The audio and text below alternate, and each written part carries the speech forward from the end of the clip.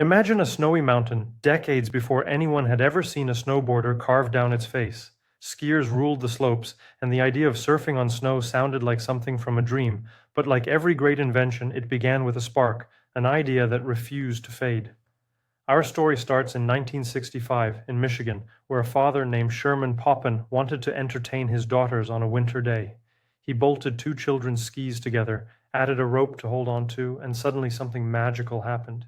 His kids were sliding downhill, laughing, balancing, riding sideways.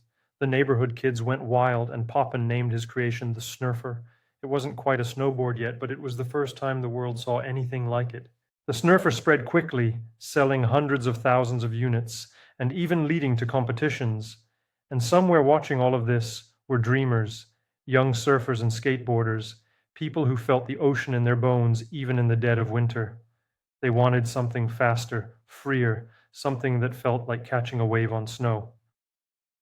In the 1970s, a young surfer named Burton Carpenter stepped onto the scene. He loved the Snurfer, but wanted more control, more excitement. He began experimenting in a barn in Vermont, adding bindings and better shapes. People laughed at him, called his idea foolish, but he kept pushing. Then came Tom Sims, a skateboard legend who built his first snow riding board in his school shop class and dreamed of taking skate style to the mountains. I'm a huge fan of history, and I love exploring stories from every corner of the world. If you enjoy this kind of content, feel free to like, subscribe, and drop a comment. Through rivalry and respect, Burton and Sims ignited a revolution, but it wasn't easy. In the early days, ski resorts banned snowboards completely. Riders had to hike mountains, build their own trails, and prove they belonged. They were seen as rebels, misfits sliding sideways through a world that didn't yet understand them. Yet the movement grew. More riders joined, designs improved, tricks were invented, and finally, resort after resort opened their doors. By the 1990s, snowboarding exploded. Terrain parks appeared. Snowboarding entered the 1998 Winter Olympics for the first time, and the world watched athletes fly, spin, and soar. The rebel sport had become a global phenomenon. Today, snowboarding is more than a sport. It's a culture, a fusion of art, freedom, and adrenaline. Around the world, there are over 5 million active snowboarders carving turns on mountains.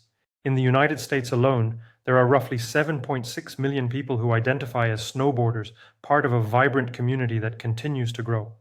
This global movement is also reflected in the economy around it. The market for snowboards and related gear remains robust, with demand rising as the sport attracts new generations of riders.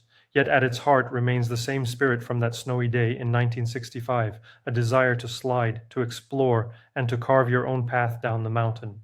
And that is the story of how snowboarding was born, from a simple toy on a hill to a worldwide phenomenon, powered by dreamers and riders who refuse to ride straight. Thank you, and see you on our next history episodes.